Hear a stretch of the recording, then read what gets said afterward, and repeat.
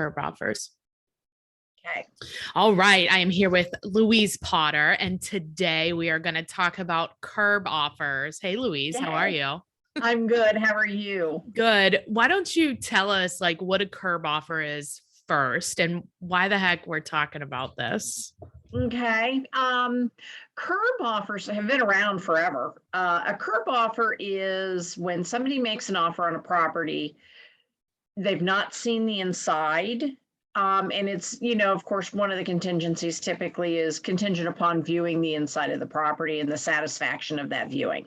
Okay. So you come to terms and, negotiate the offer. I mean, that and happens all the time in the investment world when you have like a tenant occupied property. This is like It a does. common practice, but I think it went is. left recently, right? It took a hard left recently.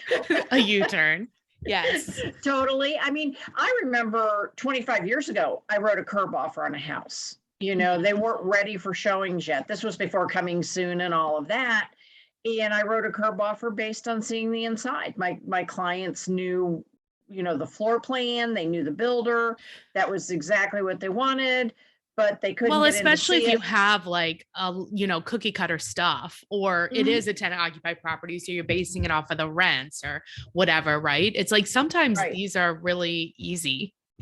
Yeah, and it has been for many, many years used, for millennia, for investment properties and, commercial properties and things like that.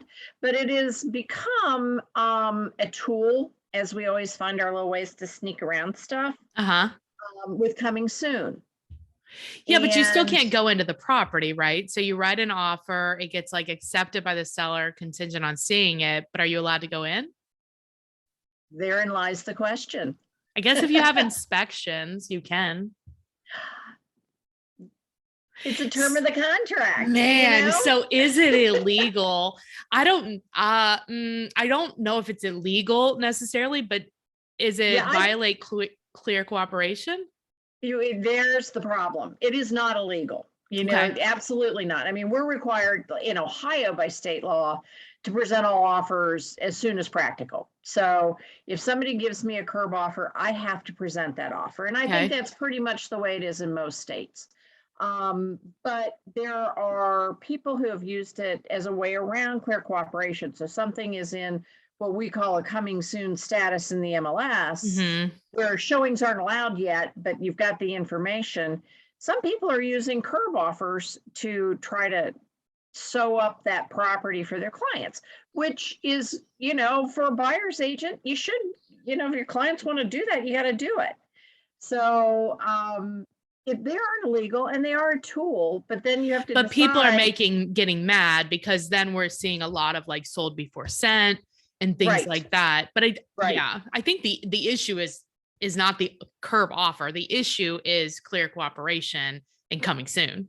Exactly. Not that makes our life so much easier. It does not make it easier. There's a whole lot of sarcasm in that. But I can understand why you as the broker would get a lot of calls like, hey, they said I couldn't go into this property, but it's under contract already. And it just like, we couldn't even ever get in because it was never available. Right. Then all of a sudden it flips to active for 3 seconds and becomes a pending. It is frustrating. And I understand that. And the people who try to play by the rules, are sometimes the people that are left out because the other people are doing the curb offers or whatever. And it's not something that, is a regular practice. It is something that you discuss and you always act at your client's direction. Right. Agency across the states is pretty universal. So, it is a tool. It is out there. There's one MLS in Ohio which has banned curb offers. So why wouldn't they though? It seems like it would make more sense to not have coming soon. Well, and I think, that's what everybody's wrestling with. And it is hard because I sit on our MLS board of directors and I sit on our MLS committee. And, it is, you struggle with state law and clear cooperation, which are sort of diametrically opposed to each other. Right. And again, to MLS and tradition. And it is. And doing what's best for your client. too, what's best, ultimately what's best for your client, because that's the whole goal. So what do you think people should do? Like, I don't know a ton of buyers that are super interested in putting in an offer before they see the property, right? We see it more with people who are transferring in. That's more common, right? But I'm saying Much like the common. large, and we would see it more on like a second home than a first home potentially. In some areas, we saw it quite a lot this past summer. Yeah. Just because there were so many people bidding on the same properties. So for us, like, what are your suggestions? What should we do? My best suggestion is to act at your client's direction. Okay. Sit down. I mean, that's where that buyer strategy session, before you even start looking at homes, is really one of the best practices you can have. Are you also suggesting that we get a buyer agency agreement signed? Oh, good heavens. Yes. Oh God, please repeat it for the people in the back. Well, it is, it sets up so much better of a dynamic when you do these steps. Yeah. It may take longer. You may not get that immediate rush that, oh, I'm out showing so many houses. But, 5 of the people disappear, 6 of them sue you, and you sell 1 house. Right. Why don't you take the time to sit down and do a buyer strategy session, make sure this person can buy a home, set up the right relationship. And that's the time to discuss, we're looking what's going on in the market where you're going to be hitting, up against 15, 20 other people bidding on the same property. Mm-hmm. So here's some strategies that I'm going to tell you about that we can employ if you decide you want to do it. Right. Exactly. So and I think you're right. It's like what you have to, it's part of that strategy session. It is talking about the market and the different ways to help them get a house, how many houses they're likely going to be looking at, how many offers they're likely going to be putting in, all of these things. But the sold before, or the curb offers themselves, I think the point is it feels like there's something not right about it, but it's technically not illegal. It is not illegal. And, it is a tool in the right situations. Mm-hmm. It's not something you should do for every buyer because everybody's out competing. I mean, that's kind of, so I saw one on a property that didn't have multiple offers, and it's like, why? And the people weren't from out of town. It's like, why'd you do that? Well, that's because that's what the market, is everybody's doing. It's like, well, if somebody told you to jump off a cliff, would you jump off a cliff? Yes. And that person's answer was yes, but yeah. And I have jumped off a cliff before. No, into some water. 3 other people did it. So it sounded like a good idea to me, but it's, again, acting at your client's direction, strategizing with them before you're in the heat of the moment, before you go in, it's kind of like preparing for battle. Yeah. To me, getting your client all the way through underwriting, if they're using financing, subject only to an appraisal, understanding what they're going to be facing in terms of home inspection and the options, do you want to me, you should always have a home inspection. Period. Even if it's just for your purposes, no remedies, but let's reserve the right to terminate. And having all of that up front, it makes it so much easier when you find that home and everybody's emotions run wild and everybody's brains check out.